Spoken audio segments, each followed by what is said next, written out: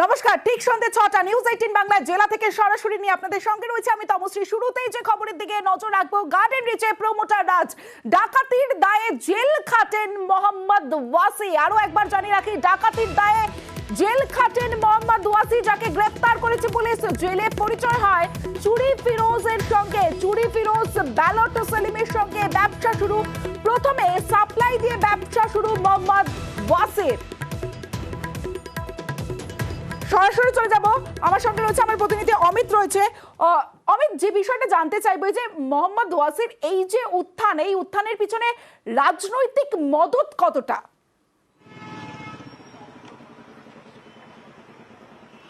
দেখো, রাজনৈতিক মদত রয়েছে, কারণ যে সমস্ত তথ্য উঠে আসছে, কারণ এই যে মোহাম্মদ ওয়াসিম ওরফে ওয়াসি, এর কিন্তু একটা ক্রিমিনাল ব্যাকগ্রাউন্ড রয়েছে।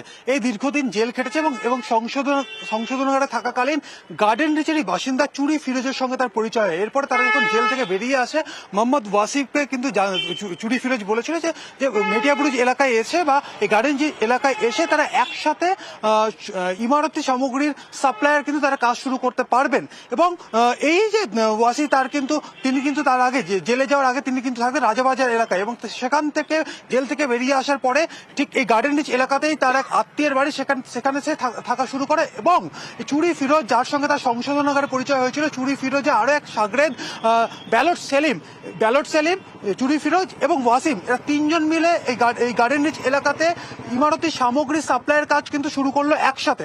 পরবর্তী সময়ে এলাকারই সেই সময় থেকে কিন্তু এলাকায় বিভিন্ন প্রমোটারি রাজ তৈরি করতে শুরু করেছিল পারভেজ বলে একজন। সেই পারভেজের হয়ে পরবর্তী সময় এরা কিন্তু কাজ শুরু করলো একসাথে তিনজন। কি কাজ করতো, যেটা আমরা জানতে পারছি স্থানীয় সূত্র মারফত, বিভিন্ন বাড়ি, বিভিন্ন প্লট বা পুরনো বাড়ি, জমি, কোথায় ফাঁকা জমি রয়েছে বা কোথায় জলাভূমি রয়েছে, এই জায়গাগুলি কিন্তু খোঁজার কাজ কিন্তু শুরু করে দিল মোহাম্মদ ওয়াসিম। এবং তার বিনিময়ে পারভেজের মারফত তাদের কাছে একটা টাকা তারা পেতেন পারিশ্রমিক বাবদ।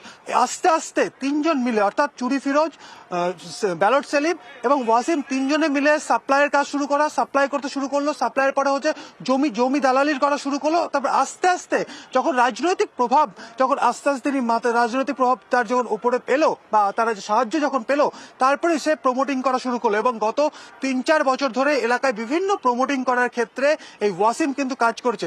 মূলত যে সমস্ত তথ্য এখনো পর্যন্ত উঠে আসছে, এলাকার এক সময়ের যার হাতে পুরোপুরি হাল থাকতো পারভেজের হয়ে কাজ করতো। অর্থাৎ পারভেজ বিভিন্ন জায়গাতে যে সমস্ত বিল্ডিং বা ফ্ল্যাট বানাতো, সেই সমস্ত ফ্ল্যাটের জমি খুঁজে দেওয়া বা জমি দালালি করা, এই কাজগুলো কিন্তু ওয়াসিম করতো। পরবর্তী সময়ে পারভেজের হাত যখন তার মাথায় পুরোপুরি আসতে শুরু করলো, তারপরে কিন্তু তিনি একদম ফ্ল্যাট বানানোর কাজ শুরু করলো। পুরোপুরি বেআইনি ভাবে সে সমস্ত ফ্ল্যাট গড়ার কাজ শুরু হয়েছে। এই তথ্য কিন্তু এখনো পর্যন্ত তদন্তের সামনে এসেছে। বেশ অমিত, না